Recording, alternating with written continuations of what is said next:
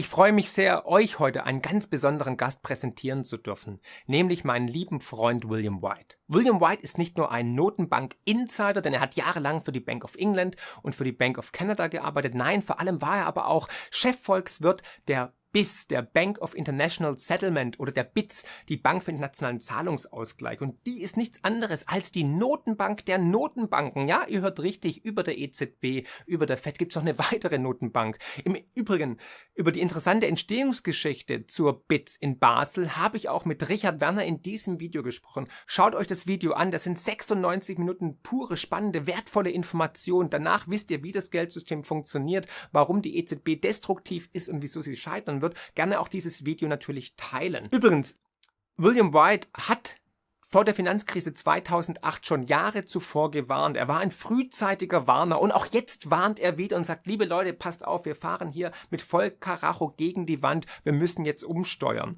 Deswegen freue ich mich ganz besonders, dass er sein Insiderwissen mit uns geteilt hat. Schaut euch das Video an, lasst ein Abo bitte da und natürlich einen Daumen nach oben, teilt das Video kräftig. Ich freue mich über euer Kommentar, über euer Feedback und denkt daran, auch wegen Insidern wie William White, die offen und frei reden, ist die Welt da draußen besser, als wir immer glauben. Herzlichst, euer Marc.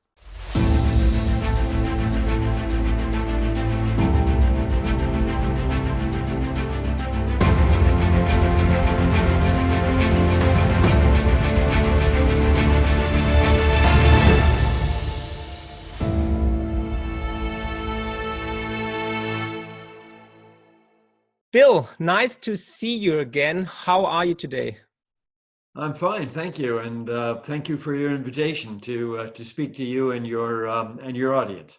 Yeah, I'm very honored. It's great to have you in the show. And we met 2 years ago in Frankfurt, and we made a deep dive into macroeconomics, monetary systems. We talked about the crash 2008, and everything was really interesting. And you're one of the few people who predicted the financial crisis of 2008. Already in 2003, you went to Jackson Hole, where all the central bankers met, and you talked even to the great master Alan Greenspan, and you warned him personally, and you said they created the foundation for the next crisis in lowering the interest rates and creating more cheap money. So how did you come to this conclusion already in 2003 that there will be a big market crash, and how did Alan Greenspan react on your warnings? Well, my insights on this front go back a very long way, and it's not rocket science. When I was at the Bank of Canada, I left the Bank of Canada in 1994. But when I left the bank, I had a huge file on Japan, which had gone through its huge bubble and bust. And even though the Bank of Canada had been sort of one of the leaders in terms of inflation targeting, the thing that struck me about Japan was that they'd had this huge problem of boom and bust, and there had been no inflation beforehand. True. And so, immediately one's thought went to the fact, maybe there's something else here that you have to be worried about. And so I was sort of thinking about that, I think, that led me on to other kinds of thoughts. And I do remember at a very early stage reading a piece that was done by Joseph Schumpeter, and I think it was called Recession. And he wrote it in 1934, I think, in the early days of the Great Depression. And he basically looked at the Great Depression through the eyeglasses of earlier big recessions, depressions. And my recollection is that I don't have it here with me, but he was discussing the Great Recession of 1873 and also the recession that followed the Napoleonic Wars. Yeah. And the basic message was, it was very simple. They're all the same.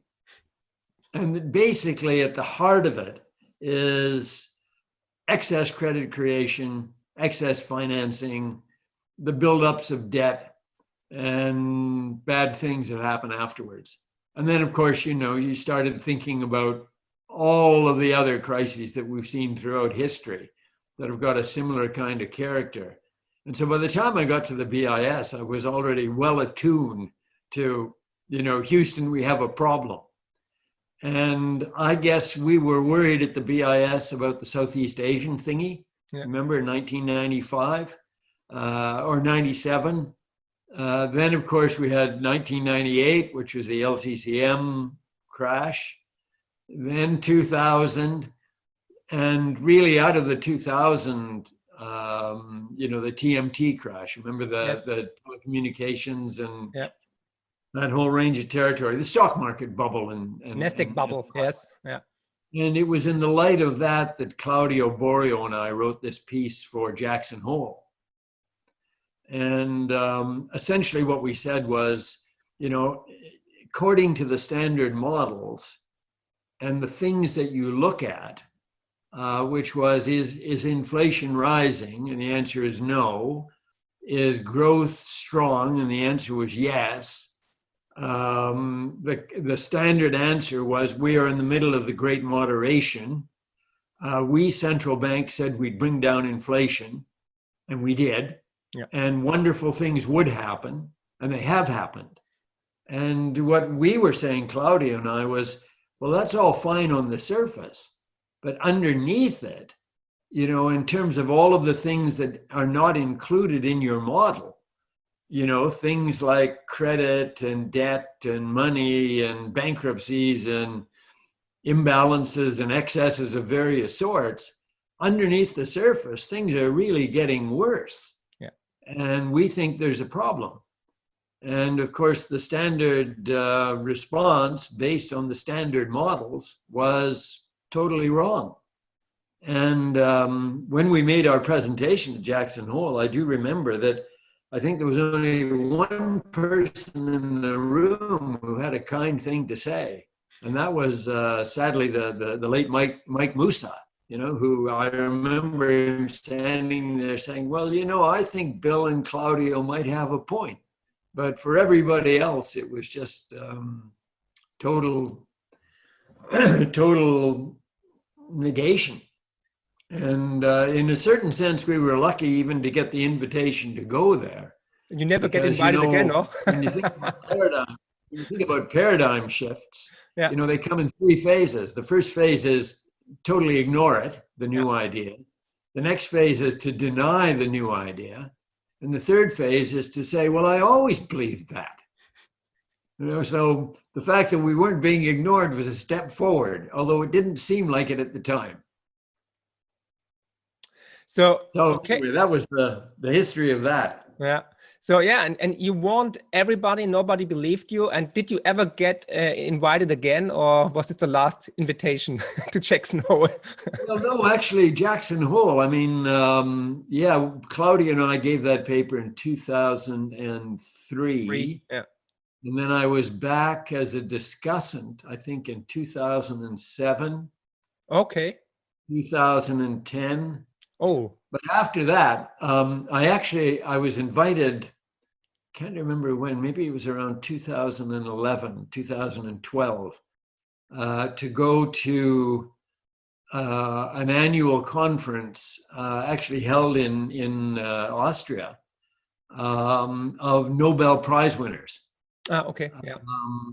In economics. This is a meeting that takes place once every 3 years, I think, and then it's mixed with annual meetings of the medical Nobels and like that.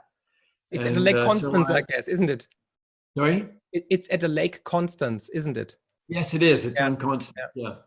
And they bring together the Nobel Prize winners, the ones still surviving, with maybe, I can't remember, 200 or 300 young people that have just started their careers. It's an absolutely terrific thing to do. I've been there. It's awesome. It's awesome. Yeah. And so anyway, I chose to go there and not to go to Jackson Hole. And good choice.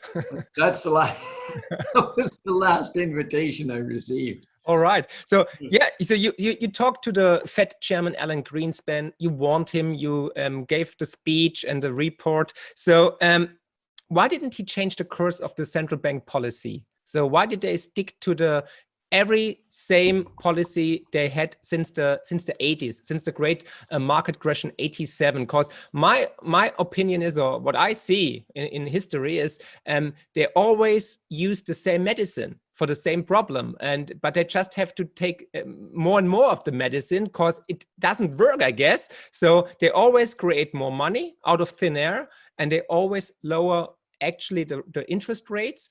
And actually they're like the firebug on the one side, and then they play the fire department on the other side, and they always create the foundation of an even bigger crisis. Am I right or am I wrong, or how do you see the whole problem? That's precisely, that's the essence of what we've been saying for years and years. And there are two possible interpretations of why they always do the same thing. Yeah. And probably both of them are true. The first one is they really believe that what they're doing is the right thing to do. And that is because the models that they use tell them that if they use monetary stimulus, that it will work. And the problem in a certain way really resides with the models, and whether you're thinking about the kind of models that, people used when I was a young guy, sort of standard Keynesian large structural models, increasingly tuned to have the right kind of long-term properties. These models basically say that you go back to equilibrium of full employment and whatever inflation rate the central bank wants. If you deviate from that, you basically will go back to it. And one of the principal vehicles for doing that is, as you described, lower interest rates, credit expansion, et cetera, et cetera. But what the models totally miss is the medium-term implications of what they're doing. These models are, for all practical purposes, simple and static.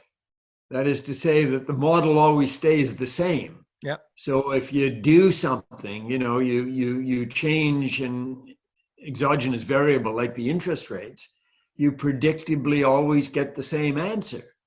Whereas I guess what I would say and what you are saying is that when you lower interest rates and you induce more private sector credit expansion, that creates debts that, assuming that the money has not been used for productive purposes, which is often the case, but used for consumption, then you've got a debt that is not generating an equivalent means of payment or service. And so the debt over time becomes what Alan Greenspan rightly used to call a headwind, reducing debt. So when you look at the sort of longer term process, the more that you do the more frequently you repeat this monetary easing, the more likely it is that the problem is getting worse because you're constantly increasing the debt and the headwinds. And at the same time, your capacity to do something about it is getting less and less because your interest rates are getting lower and lower, and there's no more room for expansion. And so in the end, what the central bankers did, recognizing that there was a problem, at least of getting close to the zero lower bound, then they turned to ever more experimental means of trying to get the same kind of effect. So instead of just lowering the short-term interest rate, you used forward guidance to sort of lower the medium-term rates, and used quantitative easing to lower the longer-term rates. And so you had expansionary policy all the way out the yield curve, which in fact happened, right, in the crisis of 2008. But what didn't happen was the response, because you need two things, right? You need the signal and you need the response. Yeah. But you didn't get the response in the way that you might have done 20 years earlier because of the headwinds of debt and because of all of the other imbalances that have been sort of accumulating in the system over the course of the years. So I've often described this as they have made, this is not common in economics, they have made a fundamental ontological error. They have misjudged the character or the nature of the system that they're dealing with. And that's the first thing that you have to establish. What kind of a system is it? And they've made a big mistake on that front. And the upshot of thinking that the system is, simple and static when it isn't, is that they think the system is understandable and controllable when it isn't. So, we really have to be we should have been much more humble about our aspirations and about the dangers associated with ever more experimental policies. But so on the one hand, you could say, why did they do what they do? Well, it's because they're still holding on to this analytical model and it's fundamentally flawed. That's the problem. That's a sort of an ungenerous sort of view of what they've done. The more generous view is they really got sucked into it. Think about the crisis of 2008, for example. Yeah. Okay? It started off with both fiscal expansion and monetary expansion and regulatory forbearance, okay? All three, which would have allowed the thing to, turn around. But almost immediately, the fiscal authorities, and I would say, I think, driven in large part by Central European thinking, basically said austerity is absolutely necessary, so we've got to turn off the fiscal spigot. So everything went into reverse. The regulatory people, instead of saying we have a huge problem of debt inside the financial system that needs to be resolved through banking restructuring and all that stuff, they immediately went on to measures to prevent the next crisis. Well, those measures to prevent the next crisis were also negative for aggregate demand. So there's the poor old central bankers. They've already sort of eased up significantly, I think 2008, 2009, for the purposes of restoring financial stability, indeed, just as they did during the pandemic, okay? Yeah. So they've already done all of this stuff, which incidentally will have the effect of stimulating aggregate demand. And then fiscal policy becomes restrictive, regulatory policy becomes restrictive, monetary policy becomes the only game in town. And then it's just a very small step from saying, we're already doing all of this easing.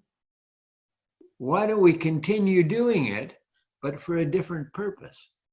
And I picked up on this when Ben Bernanke, I think he gave a speech at the Economics Club in New York in 2010. And I can remember sort of saying, wait a minute, this is the same policy, but being directed to a totally different purpose. Yeah. It's no longer financial stability, which is a perfectly legitimate thing for the central banks to do. And they did it with, how can one say, with great deal of success, both then and more recently. But the longer run implications of this stuff, if you continue doing it year after year, those are the things that I'm worried about. And as you suggest, if you do it over and over, not just year after year, but decade after decade, then I think we have an issue here. Yeah, definitely. So you are a deep insider of the central bank system. You worked for decades at the Bank of England, Bank of Canada, at a Bank of International Settlement. So are the central banks trapped? Are they in a blind alley at a dead end? Will they ever get out of this spiral, creating money, fight a crisis with the same old medicine? Is there a solution? Well, the BIS actually, I think, probably coined this phrase well over 10 years ago, which was the debt trap. And the word trap sort of says it all. Yeah. Is that you get drawn into it. Yeah. The solution is more debt. And, through the side effects of your monetary easing, whether it be private debt or governments. But you eventually get yourself into a situation where you increasingly recognizing that what you're doing is in a way making things worse over time. Yeah. and you should tighten up to avoid making things worse over time. But you can't tighten up because you've already got so much debt out there that if you do tighten up, you're going to create the problem that you're trying to avoid. Yeah. And so it's a bit like the temper tantrum. Do you remember in 2013 when Ben Bernanke first talked about pulling back on quantitative easing and the markets went mad? They didn't like it. And this, I think, is something that everybody's sort of very, very concerned about. Yeah. Now, so what if one were to say that still more monetary easing is not the solution to the debt problem? If, and I can go back on that because maybe it is, if you were to say that, then what is the answer? Yeah. And one of the answers, which we've seen, of course, now in the pandemic, and we'd seen it even before the pandemic arrived, was more and more central bankers were saying, and you know, Mario Draghi and Janet Yellen and all sorts of people were saying, we're getting to the end of the line here in terms of monetary policy. If you need aggregate demand support, it's got to come from a different source. And then everybody, particularly during the pandemic, basically said fiscal policy, you know, we need fiscal easing. Yeah. There's some sort of funny stuff about this. I mean, I remember even the last time in 2008 and 2009, and Larry Summers came out with a speech, I can't remember where he was talking about the need for more fiscal easing. And I can remember thinking at the time, we've just come out of 20 years, really, of basically saying we can't use fiscal policy for demand management because it needs to be, what was the phrase? Timely and temporary, okay, to be effective. And we can't do that. Okay, by the time we sort of gear up for the fiscal spending and the infrastructure projects, you know, you're 5 years down the line, the recession is over. But anyway, they started talking about it then. Then, of course, there was this big reversal in 2010 and outright austerity in Europe, fiscal austerity. This time around, there's been a growing recognition that fiscal policy is the only fiscal policy now is crucial to what it is that we do to get out of this thing. Yeah. My worry, of course, is that fiscal policy, and I strongly agree that this is the policy that needs to be followed at the moment. There's more room for maneuver there, particularly for big countries. You think about negative interest rates and the bond yield curve, you know, right out to 20 years or whatever we're at the moment. You know, you can borrow for nothing. The government should be borrowing and locking it in for long periods of time. But they should constantly be looking over their shoulder, too, to the possibility that, you know, like the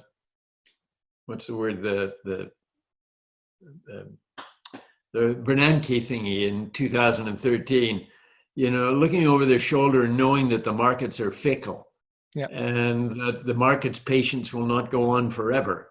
And so while they're doing this fiscal expansion, they should be thinking very seriously about the process that they will follow to get back onto a more sustainable debt profile. They should be borrowing long to lock in the cash receipts, but it is in a way just a variant on the still more debt. And I fear it's the least dangerous of the alternatives that are available at this point.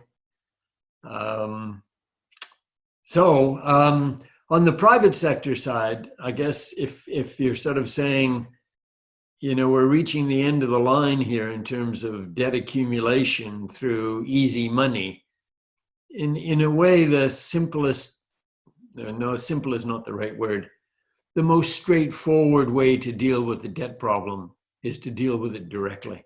And so we should be thinking much more seriously about debt restructuring and about facilitating the methods that we have to do debt restructuring.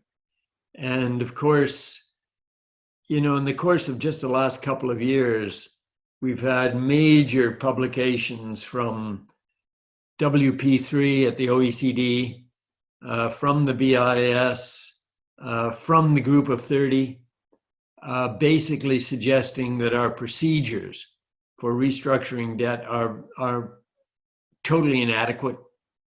The States is perhaps best in terms of corporate and household debt, but still a lot of problems already emerging in the court system in the US. Elsewhere, the procedures for dealing with corporate and household debt are not as good as we would like. I think they're still too creditor biased. If you go bankrupt in many countries still, you bear the burden of garnished wages for the next 20 years.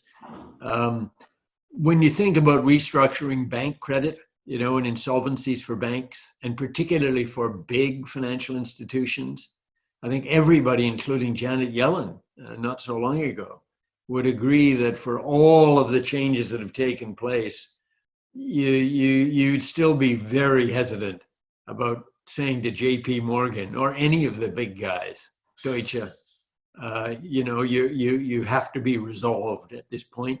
Still enormous uncertainty about the implications. And when you get into sovereign debt, they've been fighting about principles for the restructuring of sovereign debt for 30 years. Yeah. And there's still nothing there.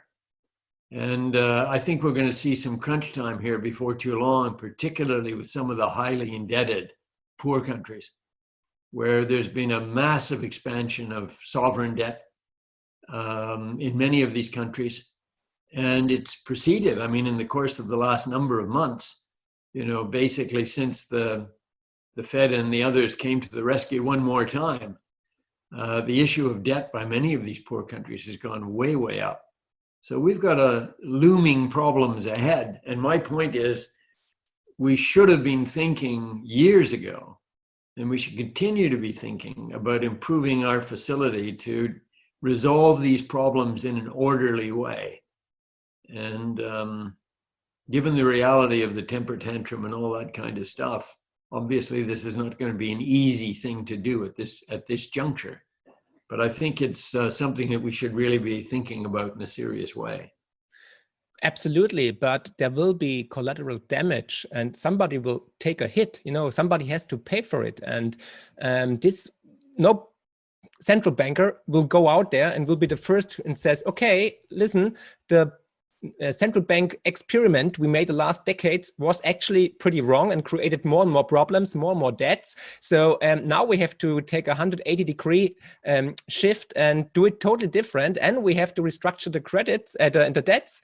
And actually you all have to pay for it. Everybody who has a mutual fund or life insurance or bonds, you guys, you lose, 50, 80% on the dollar or on the euro. So this will be pretty hard to tell the people. And I couldn't, this, there's a very old joke about a guy who's lost in the little lanes of Ireland. Okay. Totally lost. He wants to go to Dublin. And he sees an old man in the field and he says, I'm lost. How can I get to Dublin? And the old man responds, well, sir, if I were you, I wouldn't start from here. Good one. Okay. And there's a great truth in that, right? It is. Start from here. Yeah. But here's where we are. And I said earlier on, talking about the analytical framework of the models that are being used by not just the central banks, the IMF, the OECD, everybody. All of them, yeah. In a certain sense, you have to go back and blame the universities, frankly. This is where the analytical frameworks come from. Yeah, true. If the world is not simple and static, but rather it's complex and adaptive, the thing to remember is that those kinds of systems exist everywhere in nature and in society, and they've been well studied. And one of the implications of these models is that there is no equilibrium, okay? But you can only, and they're also path dependent, okay? Which means that wherever you go is conditioned by where you start from. You can't start from someplace else, okay? Yeah. That's reality. Yeah. And so, yeah, it will be more difficult because, what's the word? I think the realistic way to look at it is the money's gone. Yeah. Right? The money's gone. The only question at the moment is who's going to pay the price in terms of putting it on their books. We do. The citizens of, and we all do. Well, it's easier in a world in which the people that have to write the stuff off can do it.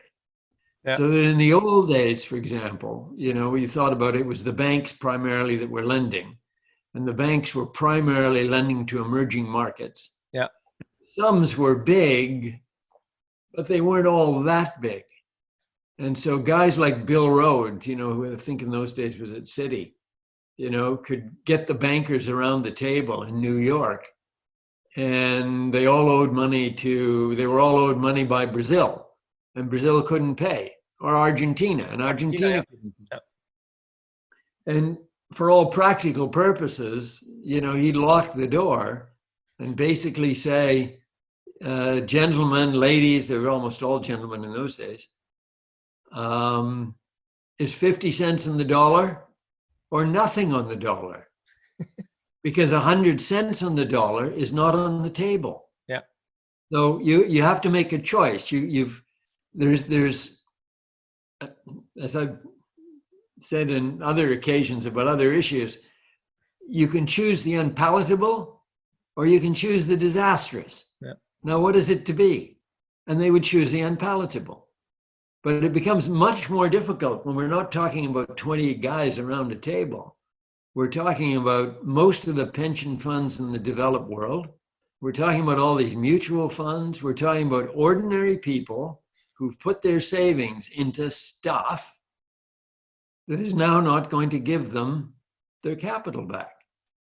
And trying to sort out the burden of that is going to be much more difficult. And when it comes to the countries, I mean, one of the other complications is that now you've got China.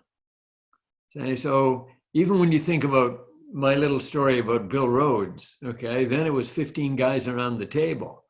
But now we have a world in which not only have the governments lent large amounts of money to these countries, but we've got private creditors in the advanced markets that have lent them money. And we got the Chinese as well, who've lent them large amounts of money, but we don't quite know how much. And now you can see when it starts to come to getting a deal, it becomes much more complicated because everybody is basically saying, let somebody else pay. The free rider thing we've always had with us, right? Everybody wants to be a free rider. Let somebody else pay. Yeah. And we had this recent court case too in New York, which said MNL versus Argentina. Yes. The judges basically gave a ruling that favored the creditors, that they would wind up sort of by holding out on the debt restructuring, they wound up getting, well, I guess it's all being appealed, but the promise was that they would wind up coming out whole. Yeah. And when you start thinking, what lesson is that for voluntary debt restructuring? Yeah. So there's a lot of things out there that I think most people would be pretty concerned about if they were thinking about this in a thoughtful way. They should be, and we will face it. And there is no way around it. And when we met in 2018 in Frankfurt, when we talked, you told me actually the situation is worse than in 2018. So, and you said the next crash will be unavoidable and will be immense and worse than 2008. So where are we now, and what do you see? What says your crystal ball? Well, I mean, the situation is worse in the fundamental sense that time has gone on. Yeah. And so all of the underlying problems that have been ignored are bigger than they were previously. And I guess the best example is just looking at the debt numbers. You know, so if you follow the Institute for International Finance and the BIS and the IMF and others.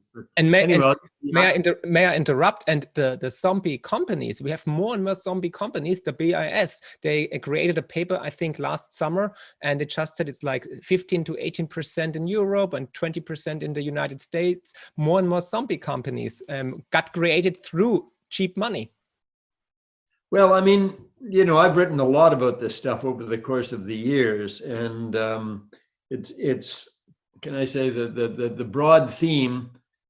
One of them is monetary policy becomes less and less effective. Yeah. Okay, and we've already talked about that with the headwinds of debt and whatever. Yeah. And I would just note there that problem has gotten much worse since 2008. So I think the global debt. The ratio of global debt, and that's governments plus households plus corporations, to GDP, that ratio is up about 50 percentage points. So I'm sort of making this up. I think the latest number was, it's gotten up to 332% of global GDP. Yeah. So take away 50 percentage points from that. So it was, you know, it was 282 and now it's 332. So the debt ratios are much higher than they were before.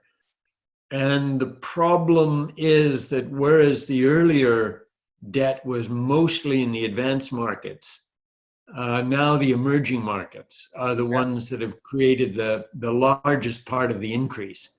So the problem that we had before that was sort of confined to a relatively small number of countries is now a truly global problem. So the debt thing has gotten worse. The other things that you refer to, well, let me start off with financial stability, okay? This is an issue I know that's, you know, very hot in Germany. Yeah. Is that, but we see this all over the world, is that as you lower interest rates, you know, capital values of financial assets go up. And in the first instance, everybody looks like the financial institutions look like they're better off, right? And, but over time that ceases. And then what the financial institutions are left with is basically squeezed margins. And that means squeezed profits and a squeezed capacity to create, to use profits to bolster capital. So over time, this thing actually contributes to instability of financial institutions. And I mean, the banks are really the last to start complaining about it. You know, the pension funds and the insurance companies. I mean, I remember giving a speech at Swiss Re, I think in about 2010, where they were trying to muster a kind of reaction to central banking policy, pointing out the fact that it was basically destroying their business model. So there's been problems with respect to financial institutions and their future stability. But the functioning of financial markets has also been disrupted. So when you start thinking about, you know, the increasing number of what they call flash crashes in financial markets, not least the Treasury market, U.S. Treasury market last September and in this past March. You think about these ongoing anomalies, which the BIS, I think, was the first to point out. So you have things, for example, like the theorem of covered interest parity, which is Claudio Borio from the BIS puts it, is the closest thing to a physical law that there is in economics. And it hasn't applied since 2010. That there isn't enough arbitrage in the system. I think in part because of financial regulation, in part because of squeezed margins, to do the arbitrage to make that condition apply. And so that creates issues. Their price discovery in many markets is totally now at the discretion of the central banks. It's been this way with respect to the risk-free yield curve for quite some time. But now, of course, since the pandemic, it's the same for corporates. That basically the Fed is driving everything. So all of that stuff worries me. It's all a side effect of what's been going on with the central banks. And then you get to this last thing that you've referred to. And again, the BIS has been onto this for years and years. True. Also, another place where they've done a lot of work on this is WP3 at the, not WP3, WP1, Working Party number 1 at the OECD. Has been doing a lot of work into zombies and the whole question of administrative procedures for debt restructuring. Really excellent work. But the broad point, I guess, that one's making is that if you've got these extremely easy monetary conditions, they do two bad things. What Hayek would call, they contribute to malinvestments. And one of them is old companies that should die don't die. Yeah. And they sit there like zombies, sitting on the resources, making those resources more expensive for other new companies that might like to challenge the old ones. And the zombies have been growing really for about 20 years. And in the last few years, it's gotten much worse. And the pandemic has pushed it over the top. Yeah. Okay. So this is another big issue going forward. In Germany, we created a law to ban insolvencies. Can you imagine that? So companies who are insolvent cannot get in insolvency. This is crazy, and they postpone it every month. They say, okay, we just do it one more month. And this is totally crazy. This is everything I learned at the university is not working anymore, I guess. Well, it's sort of sauve qui peut, Anyway, the last thing that I think we ought to think about too in terms of malinvestments is the encouragement that it is given for so many new companies to become unicorns through the provision of credit by venture capitalists and others who are borrowing the money at very, very low, zero interest rates. Yeah. And this just encourages people to do silly things. And maybe this is coming to an end, I don't know. But when you think about companies like WeWork, Netflix, Uber, Lyft, the list goes on and on. The list just goes on and on and on of huge companies with no profits. Yeah, but this is the other side effect of the money. Yeah, I'm with you. I'm totally with you. But this is the side effect of easing policy. We create asset bubbles everywhere. Look at the real estate market in Canada, in Australia, in the UK, in Germany.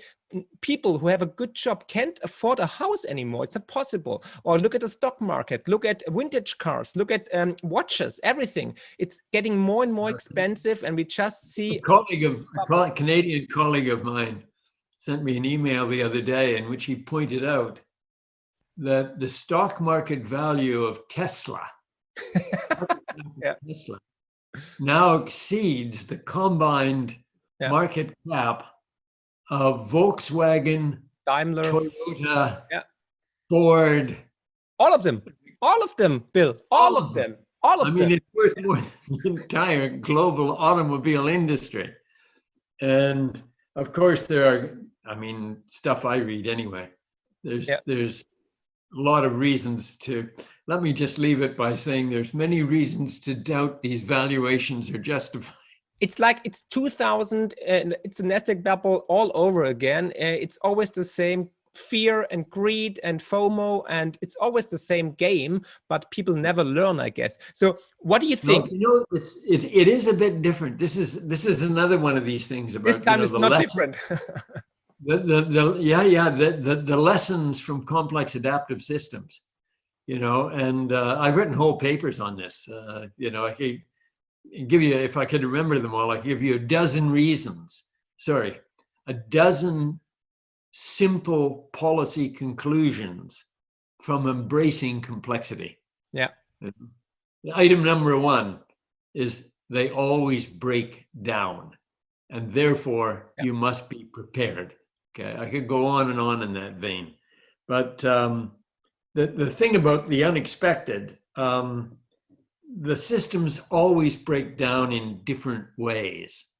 Okay, and that's why I say this time will be a bit different. So when you think back about the big international crises, for example, when I don't want to lose my thought here, when you think about the big international crises going back, 100 years, sometimes it was so the underlying problem was too big international capital flows. But sometimes it was to governments, sometimes it was to the private sector, sometimes the creditors were banks, sometimes the creditors were non-banks. So what was the same, it was always credit. But the actual character of the credit transaction differed every time. And this time, one of the big differences is these new platforms. It's a combination of circumstances, which is another characteristic of complex systems. They don't break down because one thing goes wrong. They break down because a lot of little things go wrong, because the system is unstable. It is. Okay? Yeah. Trigger doesn't matter. The system is unstable. So if the system is unstable and anything can trigger it, each crisis can be a little bit different because it's a different trigger. Absolutely right. So what do you think? What would be the trigger for the next crisis, for the next crash? You have anything? Well, almost by definition, it's impossible to say. Okay. Because then you do it. You follow me? Yeah, sure. It could be anything. Okay. But one of the things at the moment that's different, and I can tell you, if you go back into the literature, The Economist had a big article on this about 5 years ago that I can remember being quite impressed with, looking at crises going back over 200 years. And one of the points that sort of came out of it was you can't predict the trigger, but what is often the case is that it's something new that has been just fine up until now. And it's the something new that in the end shows that there was, do you know the expression, a sting in the tail? Yeah. That there was something new and it looked good, but in retrospect, you see it was actually quite dangerous. Yeah. So I think one of the areas at the moment has been this astonishing increase in private turnover in equity markets, particularly in the US. And what appears to be happening is that a lot of people who have received money in various ways from government support programs, richer people maybe who've kept their jobs, whatever, but their savings rate is now quite high. And a lot of these people were doing a certain amount of gambling before. And now basically they're treating the stock market as a gambling machine. They do. And there's been a huge expansion in private activity, particularly in the derivatives markets, calls and puts and this kind of stuff. Just ordinary people. And this new, there's a whole bunch of new fintech platforms. I guess the biggest of which I've never actually used it myself. It's called Robinhood. Yeah, it's crazy. Which is wonderfully named, right? We're going to steal from the rich and give to the poor. Brilliant the poor, marketing. them as us. Them as us. We as the poor people. we're going to get our money back. So there was an article actually just this morning in the Financial Times, basically, I think it was the Financial Times, or I think it was the FT, basically saying that the investment motive had now been almost totally taken over by the speculative moment. Yeah, but you know why? Because we have the Fed put. Because everybody in the market knows if the market crashes, the central bank will definitely come in and save the day. You know, that's what happened the last 10 days. So that's all. Everybody feels very, very comfortable. And I think this is a very dangerous path to go, to say, oh, come on, the central banks will bail us out. They will buy into the market. They will create money. They will lower the interest rates. So this frenzy goes on and on and on till the bubble bursts. I wrote a paper in 2004, which was, I can't remember where it was published, but it also came out as a BIS working paper. And the paper was called, Are Changes in Financial Structure Extending Safety Nets? And basically it was all about exactly this issue, which is as you become more and more dependent on markets for financial intermediation, the more the safety net people have to step into the markets as opposed to lender of last resort to individual institutions. And this is all path stuff, okay, where it's not individual incidents, things that happen. It's that you're on a path and you do stuff that generates another step on the path. Yeah. And unfortunately, the path is a dead end. It is. And the problem, that's sort of where we're at. Yeah. And the problem is, Bill, the central banks became from lender of last resort to spender of last resort, because now they're buying everything. It's like, it's a planned economy, actually. And we all know planned economies never work. You know, it's like real central planning. And this is just, I think it's the monetary endgame we see right now. So what do you think? How long will they keep up the game? Is there a time frame? You say, okay, 2 more years, 2 more months, 20 more years. So is there anything you can say? Well, let me tell you that in 1997, when I was at the BIS and we had the Southeast Asian crisis, okay, which again was a byproduct of excessive credit creation, huge capital inflows into the Southeast Asian countries. And we were saying at the time, this will end unhappily. But the good news is that people, having been burned, will start to behave more sensibly. And the honest reality was that the money did leave Southeast Asia and it went to Brazil and Russia. Yeah. And so it continued. And so my track record on this is absolutely appalling. You know, I've been saying for 20 years that this has got to be the end. And if there's one continuous mistake, I'm as bad as everybody else. I keep making the same mistake over and over. Was it Einstein who said the true measure of madness is doing the same thing over and over and expecting a different result? Yeah. But over and over, I have been saying this is an end on it. And then the central bankers pull it out of the fire one more time. And of course, you know, the old expression, there's nothing that succeeds like success. And so, you know, I've heard this argument many, many times in the past to my concerns. Counter argument is it's worked in the past and it'll work again. And maybe it will. You know, it's not impossible that all of this sort of easing, fiscal easing, monetary easing, regulatory forbearance might create enough room for expansion that we can gradually back off all of this stuff and gradually sort of reduce the debts and the burden of debt over time. It is not impossible. But how can we get rid of the debt? So there's just one possibility, it's growth. So I don't see growth anyhow, and we had the problems even before the pandemic. You know, you mentioned September 2019. The Fed had to create to step into the market with the repo programs. So there is already damage in the system before the pandemic, and now we have growing debt levels. We have more and more problems. Another recession, I think, is unavoidable in 2020. The growth rates got cut by every country actually, because we're in a lockdown, so we can't grow out of this problem. So what's the other solution? Inflation? Well, you know, in the post-war period, now Germany was an exception, of course, because of the hyperinflation.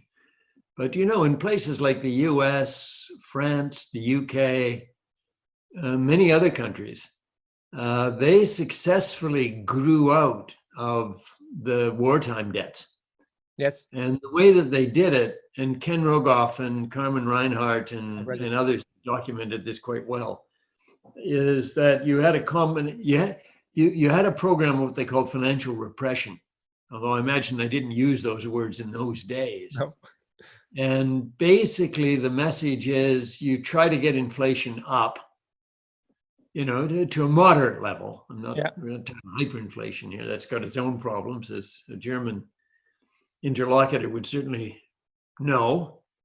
But you get inflation up to some moderate level, and then you use administrative and other controls to keep the interest rates down. And so you have a situation in which the growth rate, nominal growth rate of the economy is greater than the interest rate, or the rate, that is to say, the rate at which the debt is accumulating. Yes. So the debt is accumulating at a slow rate, nominal growth is proceeding at a fast rate. It doesn't take very long before the debt burden basically disappears. And that's essentially what happened in the post-war period. Yes. Then the question becomes, could you do it again? Yeah. And my immediate reaction, I guess, is to say, for all sorts of reasons, it's not on. So for a starter, I'd say, can you get inflation up? And the answer might be no. You know, they've been trying to do it for 15 years. They haven't succeeded. On the other hand, the answer might be yes. Charles Goodhart and a colleague, Pradhan, have just published a book called The Great Demographic Reversal, which I've written a couple of reviews about. And basically what they say is the inflationary pressures are coming down the road for demographic and other reasons. Definitely. So maybe they'll succeed in getting inflation up. Mm. But then the question becomes, can you keep it under control? No, never. You know, particularly when it's backed by massive government, you know, big increases in government deficits, worries about fiscal dominance. Can you keep it under control? Well, I don't know. You say no, I say maybe, but I would be worried about it. Okay? But Bill, if you look back into history, if we had fiscal programs, governments were never able to get it under control. Never. It always went out of control. If you look in Argentina, if you look at Germany, if you look, it doesn't matter where, Latin America, it's always the same. So you can't control inflation. And this is very dangerous, because if we have inflation and the central banks are want to limit it or control it, they have to raise the interest rates. They have to hike the interest rates. And then we have the problem with the zombie banks. Then we have the problems with the balance sheets of the banks and everything. So this is a mess. This is a death spiral, actually. They can't get out of it. It's a possibility. Okay. It's a possibility that one should be seriously concerned about, the lessons from history. But I'm just saying, hypothetically, it is possible that they can get the inflation rate up and keep it at a moderate level. The next big question is, what about the interest rates? Yeah. Okay. Can you keep the interest rates under control? Keep them down while inflation is going up. Can you do that? And of course, traditionally, they did it through capital controls and, you know, other sort of administrative means. Financial repression, yeah. Today, And the vehicle, I mean, as you're as well aware of this as I am, I mean, the vehicle for inflation getting out of control is basically a collapse of the currency. Yeah. So that people say, I'm not getting the interest rate that I want. It's a real interest rate is negative. I'm losing my money. I'm out of here. Yeah. Okay. The difficulty, and this is where I see some light at the end of the tunnel in terms of control, is you flee your currency into some other currency, generally speaking. Okay? That's the first sign of it. But these days, the question you'd have to ask is, where would you go if everybody who is quote unquote credible is doing the same thing? Exactly. And it may well be, and of course, this demands a degree of international cooperation, either explicit or implicit. It may well be that if all of the countries were doing that, so that a currency collapse in any one country was just not possible, okay? There was no place to go. Then you might be in there with a chance of an extended period in which you could keep the interest rates very low without the inflation thing taking off, because the dynamic, I mean, in very large part, as inflation goes up, the currency goes down, everybody gets frightened, they flee the currency, so the inflation goes up. And so if you can short circuit the dynamic by saying, no, the currencies are basically going to stay the same because everybody's doing it, then maybe there is a chance of financial repression working. Now, let's be honest, and this goes back to something we were talking about before, it works because in a certain sense, ordinary people are bearing the brunt of the inflation and they can't find a way to protect themselves. So we go back to some of the literature of the 1970s, where you basically say the problem with inflation is that it resolves debt and other problems, but at the expense of ordinary people and indeed the poorest who are least able to protect themselves. So that's, then you start talking about financial repression almost in moral terms. But then how can one say we're in a place where we don't want to be. We wouldn't start from here. None of the choices are desirable. All of them are unpalatable. But some of them are less unpalatable than others. Or as John Kenneth Galbraith once said, wonderful quotes from that guy, politics is not the art of the possible. It is choosing between the unpalatable and the disastrous. And this is really what we have to contend with, is the fact that the choices are unpalatable. And I think they're particularly unpalatable to the, what's the word? There's another what's that old joke about? No, this is not a joke. It was an American bank robber who was robbing banks and being put in jail his entire career. And he was in front of the judge when he was 75, having robbed a bank and being caught. And the judge said to him, "Bill, why do you rob banks?" And Bill responded, "Because that's where the money is." So in a sense, it's the people that have got the assets that are the ones that are most likely to suffer the losses, and they won't like it. And then the question becomes, as we said before, about the burden sharing and how it's all to be done. There's some deeply moral questions here, as well as economic questions. Yeah. Yeah, it will be a huge problem. So we both agree there is immense problems in the system. So what do you think? Do we need, after this crisis hits us, do we need a new monetary system? Well, I think I'm personally totally torn on this. Okay. On the one hand, I see that both the current monetary system and the current regulatory system have fundamental flaws. And we've talked about the monetary system. The fundamental flaw is that in the kind of fiat currency world we have, where banks simply create money out of nothing. Yeah. This boom bust stuff and the accumulation of debt over time and leads you to a bad place. So I don't like it. Yeah.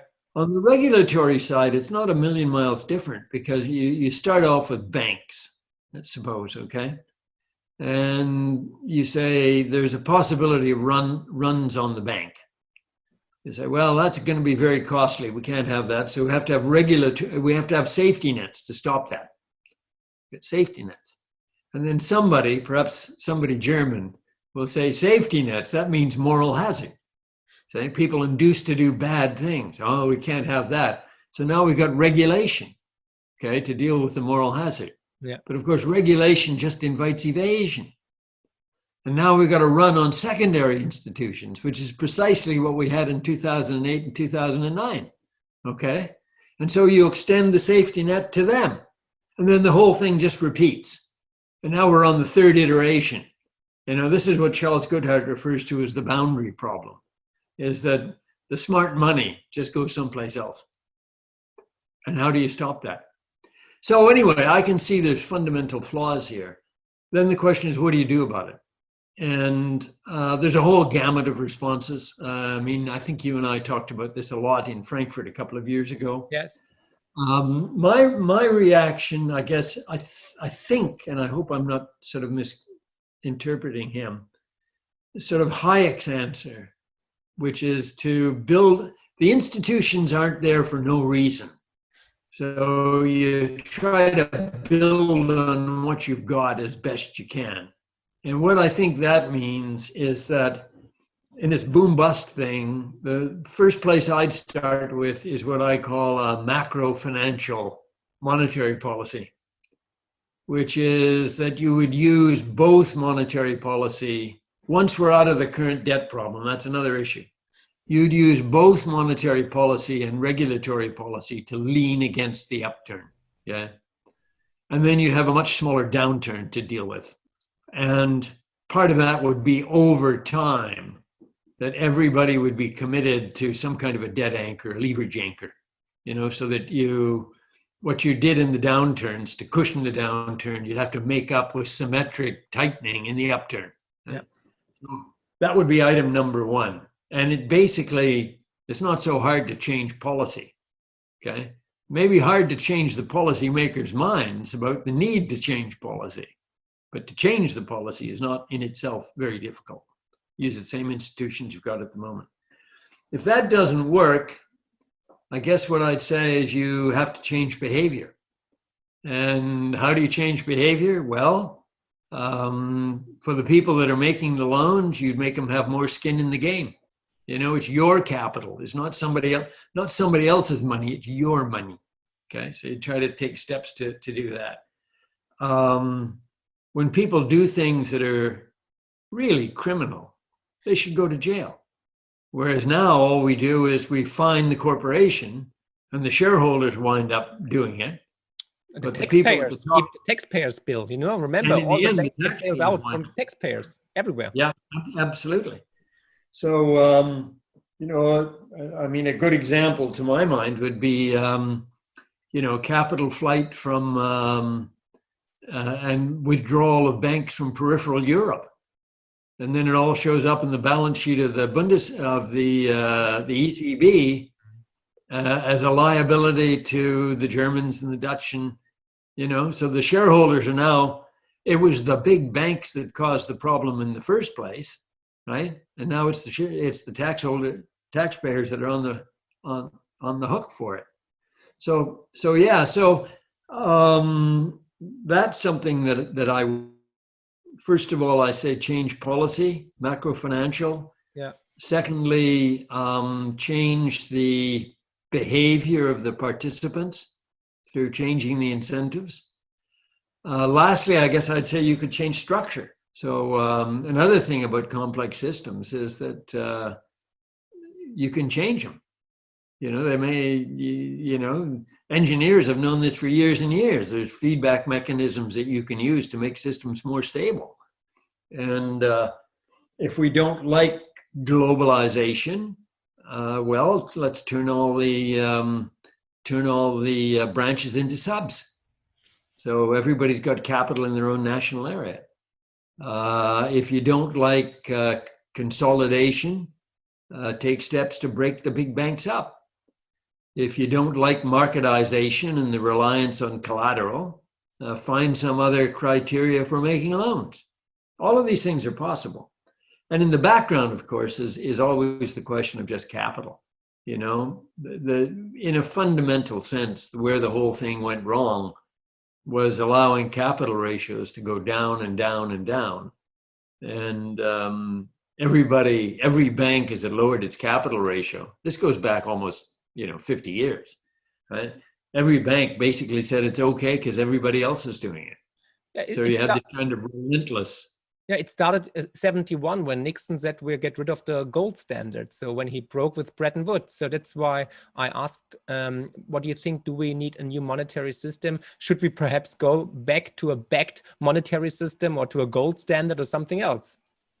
Well, as I say, I would prefer to start with those sort of policy, incremental policy measures that I mentioned. Yeah. But you're absolutely right, and others would take a different view from me, and I can respect that. Maybe we do need a more radical solution. Well, one possibility, and this has been around since the 1930s. What about narrow money?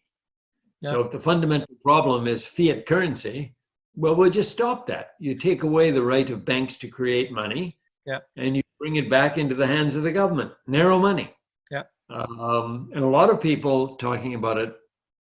IMF has written a couple of pieces treating it as a serious possibility, not a recommendation, but the guys that recommended it in the first place were not, we're not stupid. There's also the possibility of free banking. Yeah. Which is people like George Selgin and others, the Institute have been talking about this for a long period of time.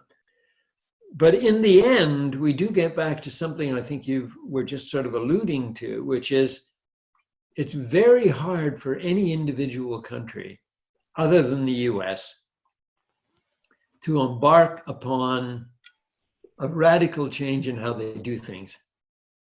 Because if they do, there will be implications for the exchange rate. And everybody is worried about that. And I'm thinking even in my own country, Canada, talking to people in Sweden and in the sort of the Nordic countries, where they're all sitting over massive increases in private sector debt, mortgage debt, house prices, okay? What Germany's going through now, they've been going through for 20 or 30 years. And they don't say it, but I suspect it, that one of the reasons why they've not leaned more vigorously against the surge in house prices and the surge in household debt is that they know that it'll mean their currency goes up quite significantly. Yes. Yeah. And then it starts to destroy the manufacturing and the export base. And so the currency issue is in a certain way what's the word, the elephant in the room. Yes. And Hayek wrote a whole book about this back in the late 1930s. I know. Are you an Austrian actually? Because you mentioned a lot of Austrian economics. Well, I think there's economists. Sorry. Well, the thing about the Austrians, and for that matter, I mean Hyman Minsky, is that finance is central to their view of the world, whereas in modern macro, finance is a veil. It's nowhere. Nobody cares. And I remember an interesting exchange at the Bank of England between David, Minford was his name, Professor Minford and Charles Goodhart, and Minford was going on about DSGE models. And Charles Goodhart said, quote unquote, Professor Minford, there is nothing in those models that is of the slightest interest to a central banker, which was the most succinct. Because there's no money, there's no credit, there's no bankruptcies, there's no disruption. Bad things can't happen, but they do happen. And that's in a way what the Austrians are. Yeah, true. A good chunk of it is, and a lot of the stuff about malinvestments and supply, that's true. Yeah. Part of it. Yeah. I'm not saying I wouldn't sign on to. I don't profess to understand. Yeah. Much of what's in Austrian capital theory, and I'm not sure many people do.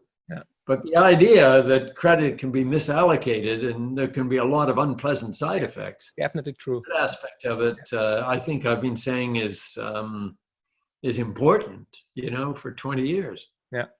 So, but it's the international monetary reform that is in a way holding everything up, because everybody's concerned about their currency value. And then the question becomes, what will it take for everybody to sit down together and say, we have to sort this out collectively? Yeah. Because what we've got is not working. Yeah. And there again, I've no idea. That's the realm of politics. It is interesting that the last time they did it, it took World War II to, make them realize that the system was not working. But this is always the same, Bill. Mankind learns through failure. That's it. Look in your own at your own life. You had the biggest learn effect when you failed. This is always the same.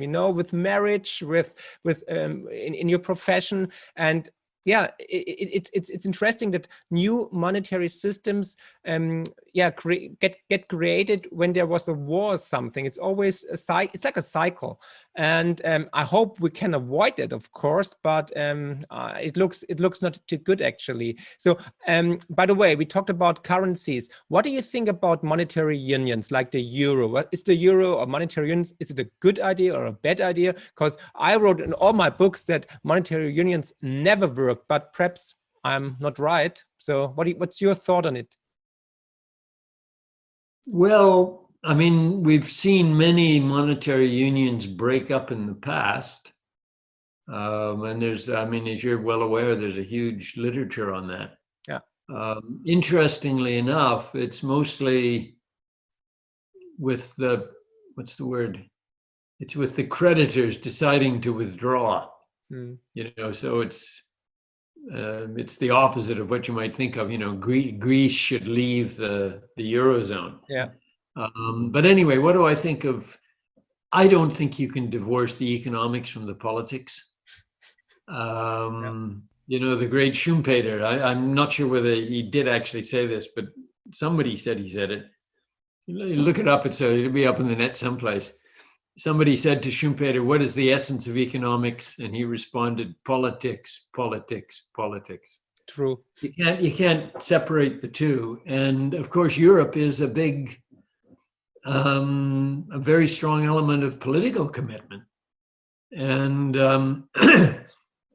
I know in the very early days, there was a lot of discussion about what should come first, sort of political union or monetary union. And if I'm not mistaken, I think Tommaso Padoa-Schioppa and Otmar Issing found themselves on the opposite side of things. Yeah. And Otmar, and I hope I'm not sort of misquoting him or misinterpreting his views, was of the view that it would be better to have more political union before carrying on. He was right. He was so right, on spot, actually. Yeah. But I think the point with Otmar is that even though he was sort of at normal retirement age, and even though he thought the starting point was not the right one, he still went ahead and acted as the chief economist for the ECB. I mean, he had a lot of both courage and commitment, right? Anyway, I guess what I would say is that I agree with Nick. Nick Verrill wrote something a few years ago in which he said that Europe suffers from what he called an analytical deficit, the Eurozone, an analytical deficit, an executive deficit, and a democratic deficit. And I put it in more common terms in other stuff where I've said, I think this goes back to the ancient Greeks. All good policy has to overcome the should, the could, and the would problem, which really comes back to what Nick Veron said. Yeah. What should you do? What's the analytical solution? And once you figure that out, do you have the powers to do what needs to be done? The powers properly allocated to do what needs to be done. And then finally, of course, the would thing is back to the democratic deficit. That, I think, this is my own personal view, I think Europe, particularly as a political construct, needs more union. It needs more banking. It needs to finish the banking union. It needs to finish fiscal union. And that recent decision, the pandemic fund is a big, not a Hamiltonian moment, but it's a big step forward. And then lastly, you need this need to fix the democratic deficit. So we need political union, and people don't want it. And when you start talking to them about we need more Europe, the answer is we never asked for Europe in the first place. Exactly. And that's true. I mean, there were systematic efforts made to basically let the technocrats get on with it. Yeah. And in the end, I think that's proven to be unfortunate. Yeah. But this is the debate, I guess, that Tommaso was having with Ottmar Issing. And Tommaso's view, as I understand it, was, and he's proven right up until now, that every crisis is used as an opportunity to do more of what needs to be done in order to make the political thing work. And hopefully that will continue. And but it's not guaranteed. I mean, the point of the matter is, as Nick Veron says, there are these deficits. They're still there. Progress is being made. At any moment in time, are the deficits big enough? I'm talking now about this, analytical, executive, and administrative deficit. Are those deficits big enough that they cause the whole system to fall apart? Yeah. My own view is I hope not. I think Europe is still an extraordinary force for good in the world, a democratic, quote unquote, capitalist world, free market world, that they're approaching things in a way that seems to me to be pretty sensible for people who believe in the principles of both free markets and democracy. So getting their act together would be a good thing for everybody. Yeah, we will see. I'm not too positive about the euro as a currency, but we will see. And but to switch the topic for the end, what can the normal citizen do to protect his purchasing power, to protect his wealth, to protect his money? So how do you protect your money? So what do you think about it? I said to you a while back that my forecasting record was absolutely appalling, in terms of the central bankers pulling it out of a hat one more time. And it may well be that they'll do that again. Yeah. Or not, as the case may be. So I think, given the degree of uncertainty, all I think is that people should probably be,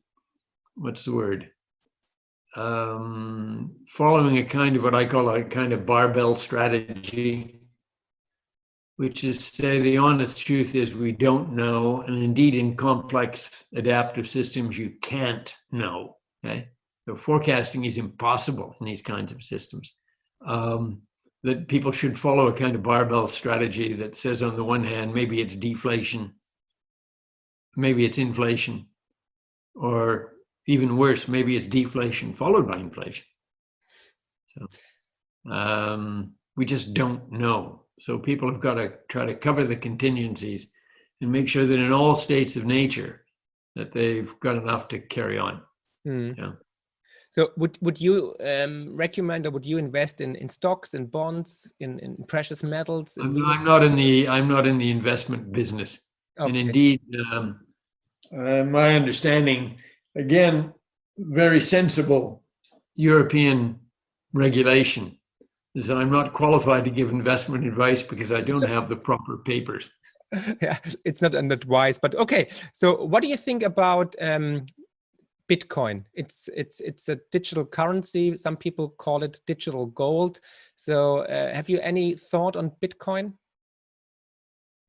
Yeah, well, I mean, the one thing about Bitcoin is that, people say its attribute is that there's only so much of it, that you can't print more of it. So therefore it's valuable. Yeah. But things are only valuable. I mean, we're back again to the boundary problem that I spoke about before. Bitcoin's only valuable because people think it has some use, for example, in preserving value. But as long as other people can produce other things, and they have done, I mean, there's been hundreds of these digital currencies now floated, and half of them have disappeared. Right? There's always the possibility of an alternative. And if the alternative is as good as the original, then basically what you're saying is the total amount of the original can now be doubled. So it isn't what it said it was. Right? So I'm very, maybe I just haven't thought about this enough, but it doesn't have any intrinsic worth. And that's the thing that I think is a fundamental failing. I mean, with gold has intrinsic worth. It always has done. You can fall back on it as a medium of exchange if you have to. Certainly a store of value. You can't create, there's no obvious alternatives to gold if people are going to say it's value in a hard metal. So I'm not so. The other thing is worrisome too about Bitcoin is the variations in its value. Like I would have thought if the only thing that it's really worth is its capacity to keep its value as inflation goes up, then as changing perceptions of inflation reveal themselves, we should see some implications in the price of Bitcoin, and yet you don't see anything. Yeah. It just seems to have, it's worth 5,000, it's worth 20,000, it's worth 10,000, it's back up to 20,000. That doesn't look like a store of value to me.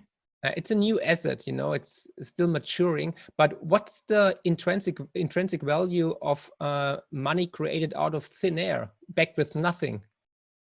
Well, that's not quite true because, again, I mean, there's a huge debate about this, and I'm not saying that I'm as familiar with it as I should be. But in the final analysis, the thing about money, okay, as we currently know it, is you can use it to pay your taxes. In fact, it's the only thing you can use to pay your taxes. And some people would say that's where money came from in the first place, it was something that government said you could use to pay your taxes. Okay? And they've invented money, some people say, because it was a lot easier to collect tax in that way than it was to go into individual farmhouses and steal the grain from the granary. So anyway, I'm not so sure about Bitcoin. Okay, but we see all the central banks all over the world create digital currencies, CBDCs, central bank digital currencies. So I wrote in my last book that the next monetary system will be definitely with digital money. So what's your take on this? Again, I haven't thought about this as much as I should have done. But having said that, I guess the thing about digital currency, well, there's two things that concern me. Maybe concern's too strong a word. One of them, of course, is the privacy issue. And as you know, in Europe, they're very worried about this. Yeah. In China, they don't seem to be worried about it. But the government now knows everything that everybody does. Yeah. And, the slightest indiscretion now shows up in your financial accounts. And maybe you don't really want your wife to know about it. What does that mean in terms of, in terms of state control? So privacy. Yeah. That's a concern that a lot of people have. Yeah. The other thing that I know the central banks do worry about is that if you have the system as it currently stands, and you put a central bank digital currency in the middle of it, whenever anything, people have got their deposits with commercial banks and with central banks, that whenever there's a problem, you get a huge drain of money out of the commercial banking system into the central banks. Yeah. And this will create a lot of disruption. Mm. Well, the logical conclusion of that, it seems to me, is narrow money. Is that if this transfer back and forth is causing problems, then maybe one answer is to say that the banks can't offer deposits that look like money, so that if they're separate enough, there won't be any of this back and forth business. Well, if the banks don't have any deposits that look like money, then essentially we're back to narrow money. Yeah. Which is to say the only deposits that you can offer are money, in the sense that they're treasury bills. You have to owe government securities against them, and everything else is basically, the investor invests in it knowing that he could lose money. Mm. So it's like the movement of mutual funds. I can't remember the technical term now for. Yeah. Where mutual funds can break the buck. Yeah. That we were not going on with the illusion anymore that if you've got $1 in a mutual fund, that it can't be worth less than $1. Mm-hmm. It can. Yeah.